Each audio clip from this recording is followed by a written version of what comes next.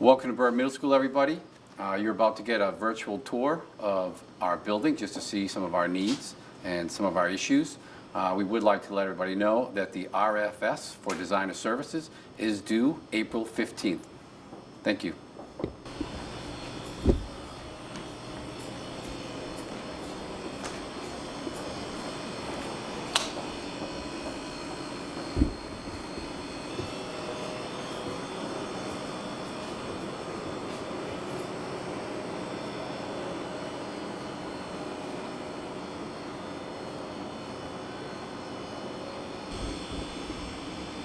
Right there?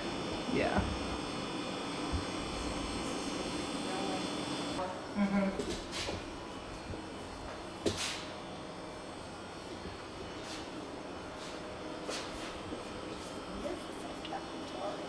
know. Which is good as they have the SOI. Right.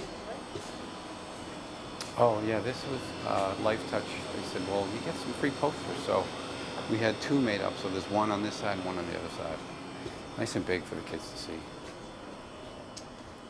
This is the Byrd Middle School cafetorium. It is a cafeteria divided on two sides. In the middle we have our auditorium area. It's a small space. It currently can't hold the entire school population in the seats. We don't have really much of a stage, and what we do, we make the most of. But it's very difficult because sometimes we have a class that has to meet in here, one of the music classes, while there's actually lunch going on either side, and it can be loud and difficult for the teachers and the students who are in that class. We'll take a look at how it's divided up in a moment. Picture this filled up with 100 or 75 to 80 students on either side.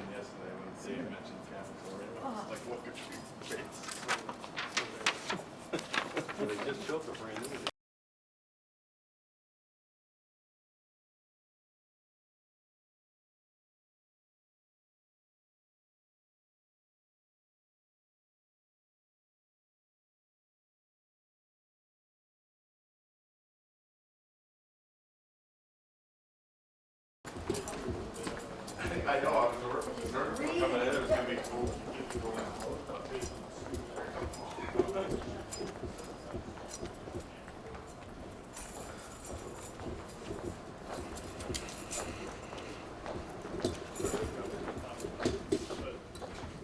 Here, so a lot of the staff purchased them. They're like, would you buy it? Like, yeah. I really like the 0203 too. Yeah, like, Yeah. favorite price.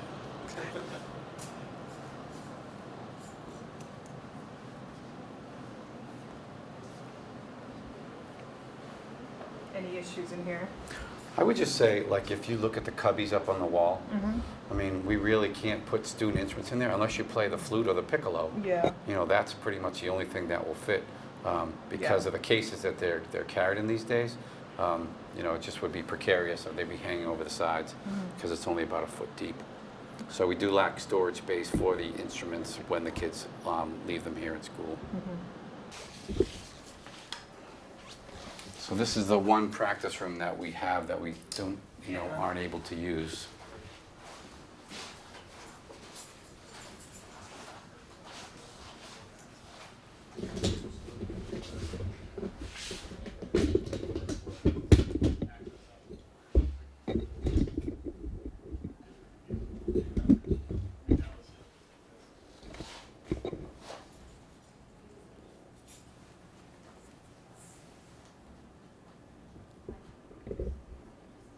So you can imagine they're trying to have any type of music rehearsal in here just for lessons. There's no like sound.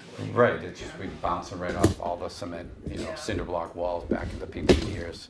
Not super healthy. So this is our outdoor space where we can have recess time after lunchtime for the students. We'd like to continue to have a space like this where they can, you know, come out and run around or just get some fresh air on a daily basis. We are not allowed to use the baseball field, but they can congregate out in the soccer field area out there. So this is something that we'd like to have considered. This just happens to be one of our fuse boxes for all the lights down here and upstairs. And you can see it's in the middle of everything where all the kids, I mean, they don't touch it, Yeah. but it would be nicer if we had a more secure, you know, Right. electrical panel. This is the teacher's lounge. They moved it around a little bit just to clean it, but generally the tables are out front. And we have a little area over here. I mean, we don't use any of the heating elements because teachers just bring their lunch and eat down here. But it's pretty small for a staff of, 65 people.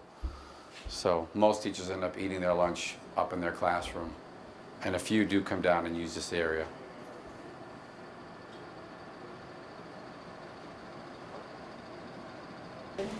Yeah, so you just said you were going back and forth. So this is the one ladies' staff bathroom in the building. It's original to the 1961 building.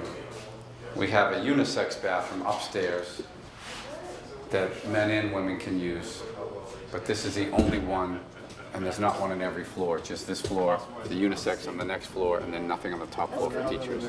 And the men's room is just opposite it. We can show you what that looks like.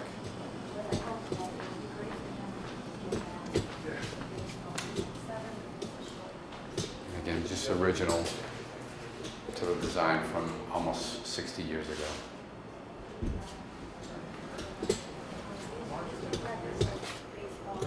Right. There we go. So this is basically the underlink that connects to the other side of the building.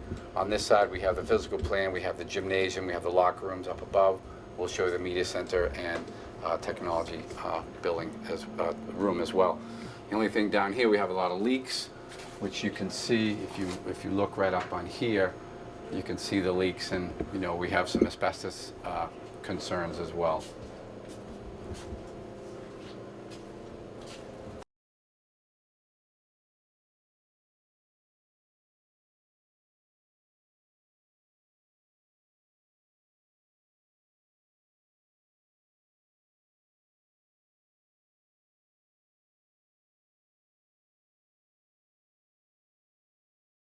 And see where we have a leak from upstairs that comes right down and drips constantly. Yeah, right Start. there. Yep, That big hole. Okay. and that's basically from the landing outside the front door.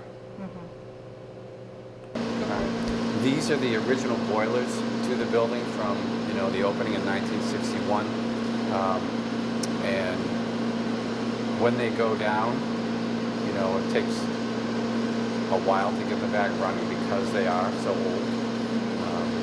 And we're fortunate that they continue to run as well as they do, but that's through, we have a great maintenance staff in the town, and we have a great custodial staff in the building.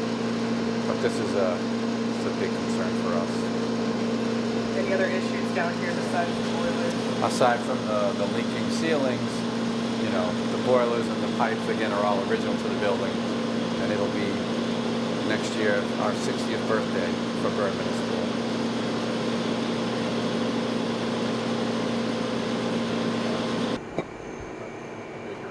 Again, we're still downstairs in the physical plant part of the building, just outside the boiler room, where the custodian's office. And this is one of our three, quote, head-end rooms where we have to put some of our servers to do all our connections to get technology into the building.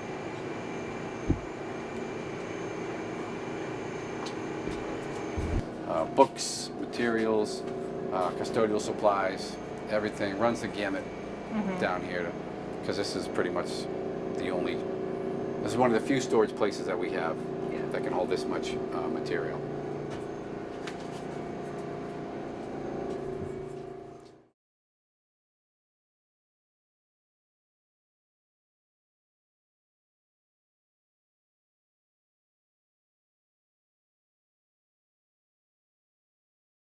Yes. So this is the school gymnasium. It's not bad. It's nice. We have 2 basketball courts. One of the drawbacks is there is really no room to have any spectators if we were going to have any type of larger event here in the building with the students. So that's one of the things, you know, that we could use as a gym that has some space for spectators, but I don't know if that would even work anyway. But you know, we still have original equipment up above. It's hard to hear announcements because of the PA system is so old in here. And then the storage for the teacher's equipment is pretty limited. I can show you one of the closets. It's a big old, just a big old closet where you can just throw things. We don't have any, there's no shelving, there's no other compartments to store things in, little closets perhaps. Just basically a giant closet to put things in, which in some cases, yeah, is necessary for like a balance beam, but we would like to be able to compartmentalize some things as well. So this is the girls' locker room. These cubbies are where they can put their school books and things when they have class time. There are some changing carrels in the back that we can show you. None of the showers operate. The shower, fortunately, in the teacher's office here does work, but that's not true for upstairs, but we can show you that as well. But there's really no place like this. Technically, it's called a locker room, but there are no lockers in it, and we can just show you what it looks like in here. So that's just one of the bathrooms. You've seen those before. And this is where the girls can change for gym. And like I say, in the back are the showers that do not work. Right, nothing. Okay. So we essentially use this for storage as well. I mean, and this, the floor, gotta be original. Yeah, for sure. So boys' locker room here, their showers are in there. Again, none of them work. This was a towel you would dry off in this area, but this is just not the way kids want to shower at school or dry off in front of each other anymore. I mean, you go back 40 years, that's how it was done. And again, here, we have the carrels on both sides where they could store their things for gym, but there's nowhere to really lock anything up. And behind this wall, we have the old gym baskets when kids didn't carry very many things around school.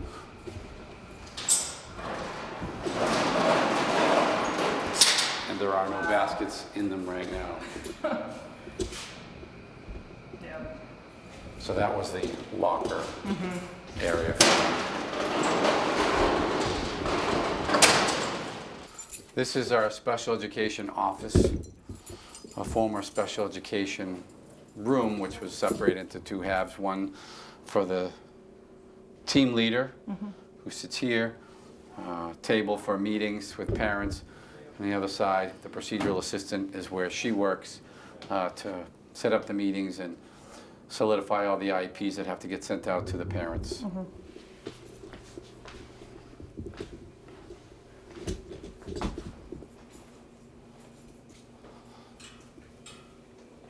So this is a multi-purpose room. We turned it into its, team chair, procedural assistant, and any meetings that we have to take place in here, because this is the only conference room really that we have that's private. We have two other offices where we could do it, but there's zero privacy. This is the speech language pathologist office. It's a converted office for the teacher who used to work in our shop when we had a shop. So this is where she works with our students who have special needs. This is our digital learning coach's office. Again, a converted space from before where he does his work and we store all of our equipment that is, digital related in terms of Chromebooks, or we do the news in here. We lower the green screen because we don't have a TV studio.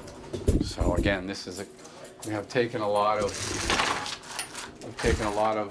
what we have and had to multi-purpose all the rooms so that we can get everything done that we need to have done.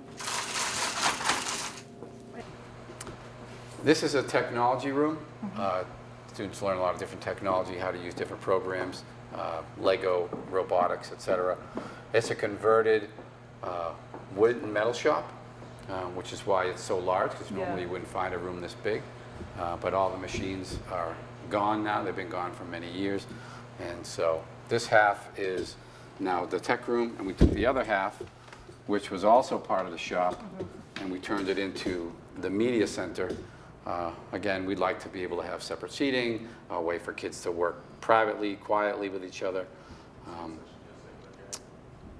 And again, just repurposing different rooms in the building in new ways so that we can do what we need to do.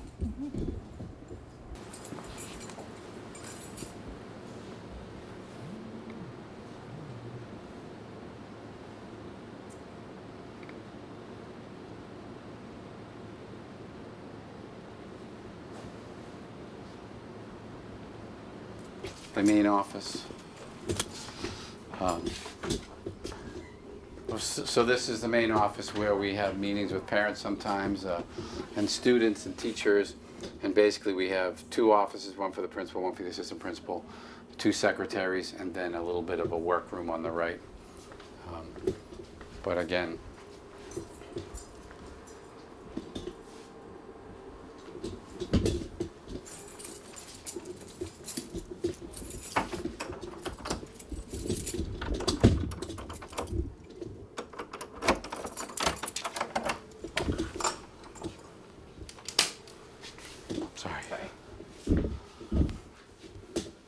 this is the assistant principal's office, and that's the principal's office.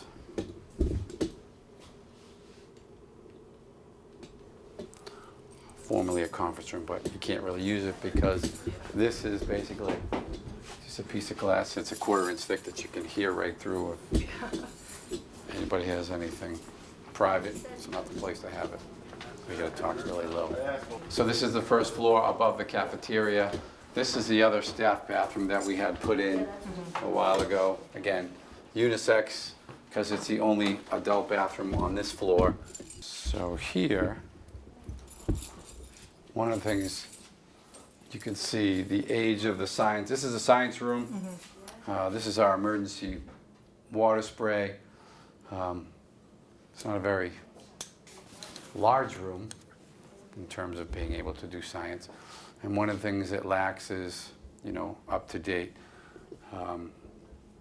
electrical. We only have maybe 3 plugs in here, and you can see this plug goes all the way over there for something she needs to plug into. And this is our emergency water spray here, and we have 3 student sinks and 1 teacher sink.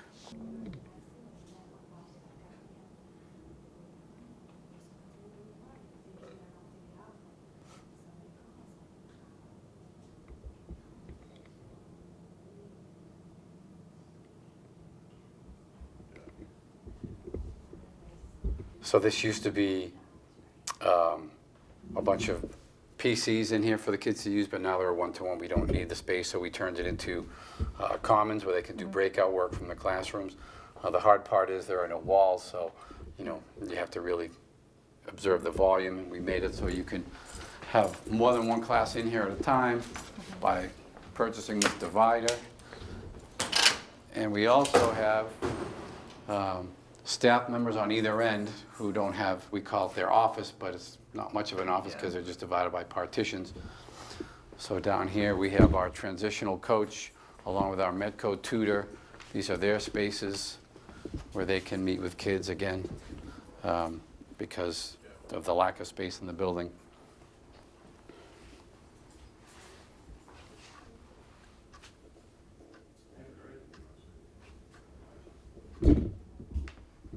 On the other end, we have the math coach's office and the teacher work area.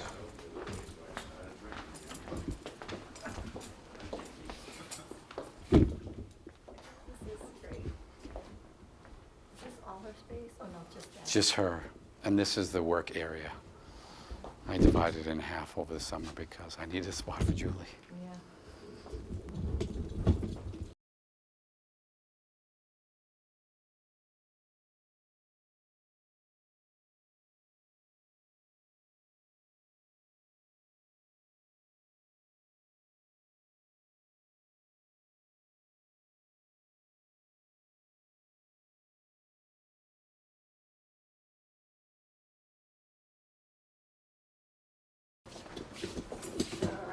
This is just another space that we have to use for classroom area for smaller classes.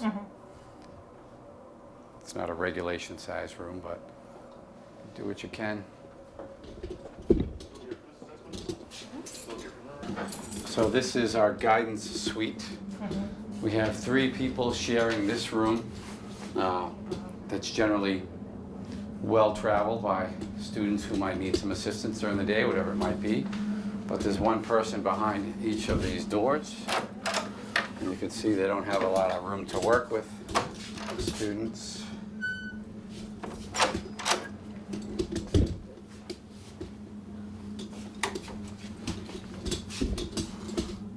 And in the future, we could foresee having to divide this area again if we get additional staff. This is the Curriculum Learning Center. This is a room where students who have high special need come for services and to learn content. We have to multitask this room because students are at different levels, and sometimes we have to do breakout because one kid is learning one thing, has to go to one area of the room, another area of the room. So it'd be nice to have some space for the special ed services. See, they have the same setup as downstairs, except up here there's a little less cabinetry and has an oven and a refrigerator. So they learn some life skills as well. This is one of the other head end rooms. We've only shown you 2 out of 3, but again, our technology is scattered in different parts of the building. As the wiring has changed over the years, we've had to spread it out to make sure that we could get every classroom in every area in the building. As you can see, it's very warm in here. Well, you can't see it, but I can. We can feel it's warm in here. And it's enclosed, and we generally have to keep the door open during the school day so that it doesn't get too hot and cause the machines to shut down on us. Room again. So teachers can come up here to make copies if they need it. But we had the one downstairs that you saw in the commons area. We have this one on the 2nd floor for teachers. This is formerly the media center. It went basically from side to side and all the way down. This was a media closet, which is now a teacher's office. And we purposed space into actually 3 spaces. 1, the teacher's office.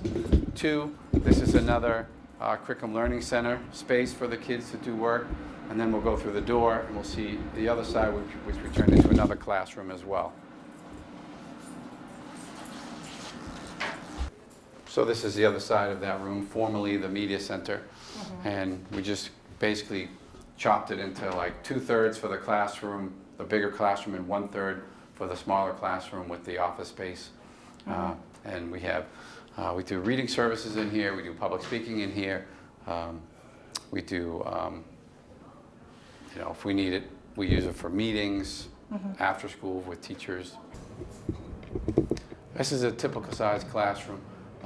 They put acoustical tiles on the ceilings years ago to help with the echo, and as you can see, they're falling down.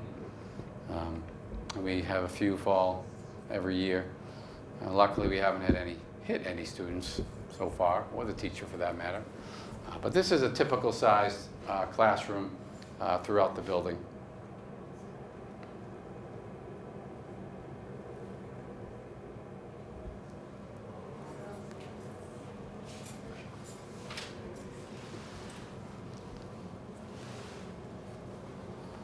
And as far as storage goes, they have one little closet that's not very deep, so they end up having to bring in their own bookshelves or other kinds of shelves to store any of their materials, because there are very few places to put them. How many students in each classroom? Usually we're like 21 to 25. Yeah. But it depends. I mean, my biggest class is 32. Yeah. And I have a couple of at about 30, but mostly it's 21 to 25. It just depends on the year, really. Yeah. We do have some students with hearing impairment, and we have to bring these speaker systems from room to room for those students yearly. This happens to stay here for the student who comes in, but it would be nice to have some type of speaker system that you could access easily within each room to, set up accessibility, easy accessibility for those students with any type of hearing impairment, instead of having to do portables. Yep. And we all have to go up one way? Yeah, I didn't say that, but, we have 2 stairwells to get up and down. And so the students have to go one way up on this side, and they use the back stairway to go down. So it'd be nice to have more ways to get around the building.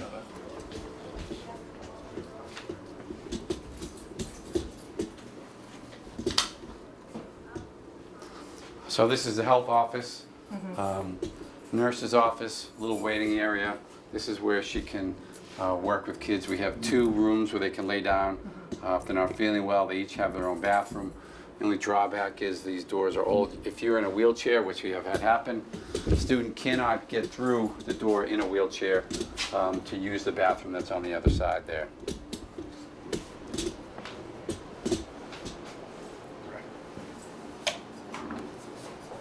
Or that they can't, maybe it's this door that they can't get through, that's what it is. Yeah. This is the door they can't get through. This one I think they might be able to get through, but still, storage-wise, it's not a lot.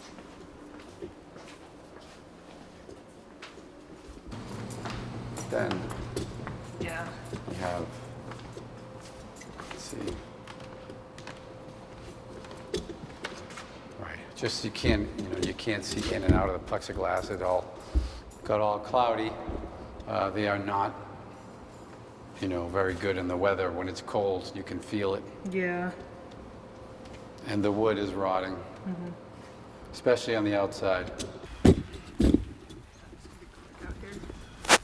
Yeah, maybe the, just like this one, you can see it's coming off and getting rotted. This one is practically gone, Yeah. at least on the top. So, it's basically this stuff you just pull out with your hand.